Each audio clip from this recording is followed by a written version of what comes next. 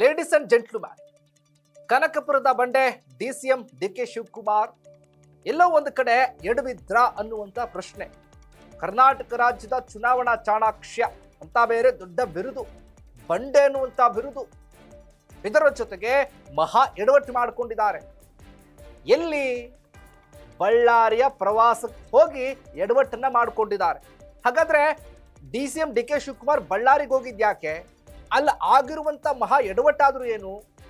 ಡಿಸಿಎಂಗೆ ಹಿನ್ನಡೆ ಆಗಿತ್ತು ಅನ್ನುವಂಥ ಲೆಕ್ಕಾಚಾರದಲ್ಲಿ ಚರ್ಚೆಗಳಾಗ್ತಿದಾವಲ್ಲ, ಏನಾಯ್ತು ಹಾಗಾದ್ರೆ? ಇದೇ ಫೋಕಸ್ನ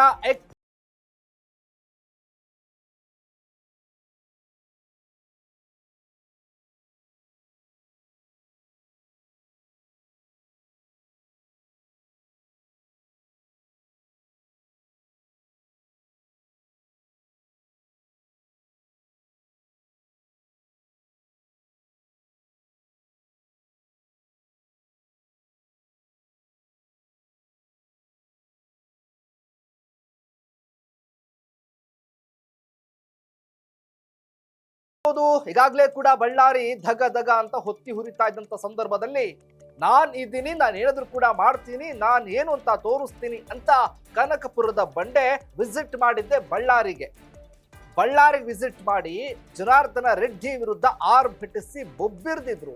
ಭರತ್ ರೆಡ್ಡಿ ಪರವಾಗಿ ಬ್ಯಾಟ್ ಬೀಸಿದ್ರು. ಅದಾದ ನಂತರದಲ್ಲಿ ಹಗ್ಗ ಜಗ್ಗಾಟ, ಕಚ್ಚಾಟ ಎಲ್ಲ ಆಯ್ತು. ನಿನ್ನ ಬಗ್ಗೆ ನನಗೆ ಗೊತ್ತಿಲ್ವಾ, ನಿನ್ನ ಬಗ್ಗೆ ನನಗೆ ಗೊತ್ತಿಲ್ವಾ ಅನ್ನೋ ಹಾಗೆ ಈ ಕಡೆಯಿಂದ ಒಬ್ರು ಈ ಕಡೆಯಿಂದ ಒಬ್ರು ರೊಚ್ಚಿಗೆದ್ದಿದ್ರು. ಅಲ್ಲಿ ವಿಚಾರ ಏನಪ್ಪಾ ಅಂತ ಅಂದ್ರೆ, ಇಬ್ರೂ ಕೂಡ ಬಂಡೆ ಅಂದ್ರೆ ಗಣಿಗಾರಿಕೆಯನ್ನ ಮಾಡ್ದಂತವ್ರೆ. ಕನಕಪುರದ ಬಂಡೆ, ಇದರ ಜೊತೆಗೆ ಗಣಿ ದಣಿ ಜನಾರ್ದನ ರೆಡ್ಡಿ, ಇಬ್ರೂ ಕೂಡ ಇಬ್ಬರ ಬಂಡವಾಳದ ಬಗ್ಗೆ ಮಾತುಗಳನ್ನಾಡಿದ್ರು. ಯಾರ್ಯಾರ ಬಂಡವಾಳ ಏನು ಅಂತ ಗೊತ್ತು, ಯಾರ್ಯಾರ ಬಂಡವಾಳವನ್ನ ಹೆಂಗ್ ಬಿಚ್ಚಿಡ್ಬೇಕು ಅಂತ ಗೊತ್ತು. ನಾನು ಬಿಚ್ಚಿಡ್ತೀನಿ, ನೀನೂ ಬಿಚ್ಚಿಡು ಅನ್ನೋ ಲೆಕ್ಕಾಚಾರದಲ್ಲಿ ಜೋರಾಗಿ ಕೂಡ ವಾಗ್ಯುದ್ಧ ಕೂಡ ಆಯ್ತು.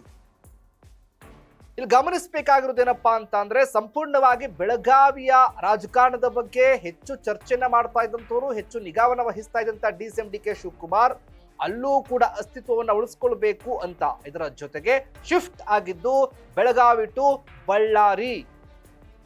ಬಳ್ಳಾರಿಯಲ್ಲೂ ಕೂಡ ಅಸ್ತಿತ್ವವನ್ನು ಉಳಿಸ್ಕೊಳ್ಬೇಕು. ಬಳ್ಳಾರಿಯಲ್ಲೂ ಕೂಡ ರಾಜ್ಯ ರಾಜಕಾರಣ ಹೆಂಗೀಗ ದೊಡ್ಡ ಮಟ್ಟದಲ್ಲಿ ರಾಷ್ಟ್ರಾದ್ಯಂತ ಏನು ಚರ್ಚೆ ಆಗ್ತಾ ಇದೆಯಲ್ಲ, ಅದಕ್ಕೆ ಎಲ್ಲೋ ರೀತಿಯಲ್ಲೇ ಕೂಡ ನಾವು ಏನಾದ್ರೂ ಮಾಡಬಹುದು ಅನ್ನೋ ಲೆಕ್ಕಾಚಾರದಲ್ಲಿ ಭರತ್ ರೆಡ್ಡಿಗೆ ಸಪೋರ್ಟ್ ಅನ್ನ ಕೊಡೋಕ್ ಹೋದ್ರು. ಬೆಳಗಾವಿಯಿಂದ ಶಿಫ್ಟ್ ಆಗಿದ್ದೆ ಭರತ್ ರೆಡ್ಡಿ ಪರವಾಗಿ ಜೋರಾಗಿ ಚರ್ಚೆ ಮಾಡ್ತಾರೆ, ಮಾತನಾಡ್ತಾರೆ.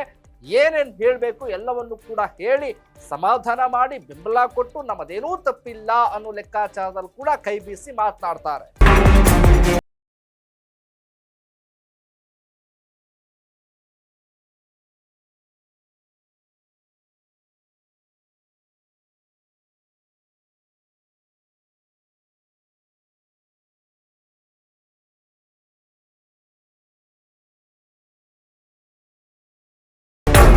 ಅದಾದ ನಂತರ ಗಮನಿಸಬಹುದು, ಸಿಎಂ ಸಿದ್ದರಾಮಯ್ಯನವರು ಇದೇ ಬಳ್ಳಾರಿ ವಿಚಾರಕ್ಕೆ ಸಂಬಂಧಪಟ್ಟ ಹಾಗೆ, ಭರತ್ ರೆಡ್ಡಿ ವಿಚಾರಕ್ಕೆ ಸಂಬಂಧಪಟ್ಟ ಹಾಗೆ, ಜನಾರ್ದನ ರೆಡ್ಡಿ ವಿಚಾರಕ್ಕೆ ಸಂಬಂಧಪಟ್ಟ ಹಾಗೆ ಸಹೋದರ ವಿಚಾರಕ್ಕೆ ಸಂಬಂಧಪಟ್ಟ ಹಾಗೆ ಎಲ್ಲೂ ಕೂಡ ಬೇರೆ ರೀತಿಯಲ್ಲಿ ಮಾತುಗಳನ್ನಾಡಿಲ್ಲ, ಬೇರೆ ರೀತಿಯಲ್ಲಿ ಹೇಳಿಕೆಯನ್ನ ಕೊಡ್ಲಿಲ್ಲ. ಅಲ್ಲೂ ಕೂಡ ಸಿದ್ದರಾಮಯ್ಯನವರು ಪ್ರಬುದ್ಧ ನಡೆ, ಜಾಣ ನಡೆಯನ್ನ ಅನುಸರಿಸಿದ್ರು, ಪ್ರಬುದ್ಧ ಹೇಳಿಕೆಯನ್ನ ಕೊಟ್ಟರು, ಪ್ರಬುದ್ಧ ವ್ಯಕ್ತಿತ್ವವನ್ನ ಸಿದ್ದರಾಮಯ್ಯ ತೋರಿಸಿದ್ರು. ಆದ್ರೆ ಡಿಸಿಎಂ ಡಿಕೆ ಶಿವಕುಮಾರ್ ಹಾಗೆ ಮಾಡಲಿಲ್ಲ. ಡಿಸಿಎಂ ಡಿಕೆ ಶಿವಕುಮಾರ್ ಮಾಡಿ ಆರ್ಭಟಿಸಿ ಬೊಬ್ಬಿರ್ತಿದ್ರು. ಅದು ಈಗ ಇದೇ ಡಿಸಿಎಂ ಡಿಕೆ ಶಿವಕುಮಾರ್ ಅವ್ರಿಗೆ ಯೂ ಟರ್ನ್ ಆಗ್ತಾ ಇದೆ. ಲೆಕ್ಕಾಚಾರ ತಲೆ ಕೆಳಗಾಗಿದೆ.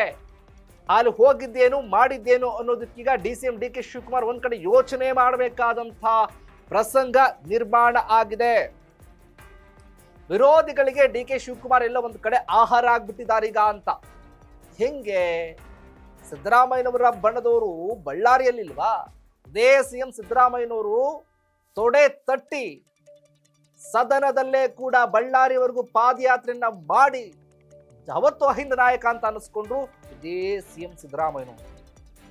ಇವತ್ತು ಡಿಸಿಎಂ ಡಿಕೆ ಶಿವಕುಮಾರ್ ಹೋಗಿ ಅಲ್ಲಿ ಆರ್ಭಟಿಸಿದಾಕ್ಷಣ ಅಲ್ಲಿರುವಂತ ಬೆಂಬಲಿಗರು ಸುಮ್ಮನೆ ಬಿಡ್ತಾರಾ? ಇದೇ ಡಿಸಿಎಂ ಡಿಕೆ ಶಿವಕುಮಾರ್ ಅವರಿಗೆ ತಿರುಗು ಬಾಣವಾಗಿ ನಿಂತ್ಕೊಂಡಿದ್ದಾರೆ.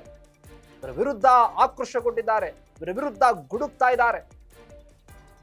ಸಿದ್ದರಾಮಯ್ಯ ಅರಿತಿರುವ ಹಾಗೆ ಬಳ್ಳಾರಿಯ ರಾಜಕಾರಣ, ಬಳ್ಳಾರಿಯ ಗಣಿದಣಿ, ಬಳ್ಳಾರಿಯ ಜನ, ಆ ಹಿಂದ ನಾಯಕ, ಆ ಹಿಂದ ಸಮುದಾಯ ಯಾವತ್ತು ಹೇಗೆ ಏನು ಅಂತ ಸಿದ್ದರಾಮಯ್ಯವ್ರು ಗೊತ್ತಿತ್ತು.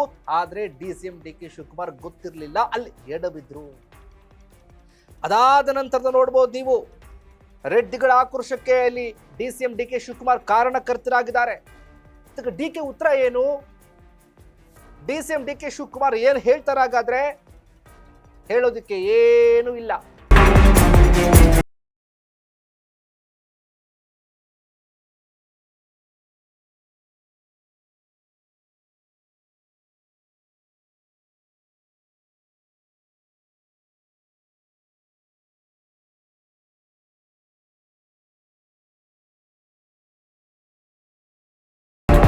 ಇಲ್ಲಿ ಒಂದು ಜಿಲ್ಲೆಯಲ್ಲಿ ದೊಡ್ಡ ಮಟ್ಟದಲ್ಲಿ ಗಲಾಟೆ ಆಗಿದೆ, ಗಲಭೆ ಆಗಿದೆ, ಕೋಮು ಗಲಭೆ ಆಗಿದೆ, ಮತ್ತೊಂದಾಗಿದೆ, ಮಗದೊಂದಾಗಿದೆ, ಏನೋ ಆಗಿದೆ, ಅದು ಕೂಡ ಕೊನೆಯಲ್ಲಿ ಅಂತ್ಯ ಆಗಿದೆ ಅಂದ ತಕ್ಷಣ ಎಂಟ್ರಿ ಕೊಡ್ಬೇಕಾಗಿದ್ದು ಯಾರು?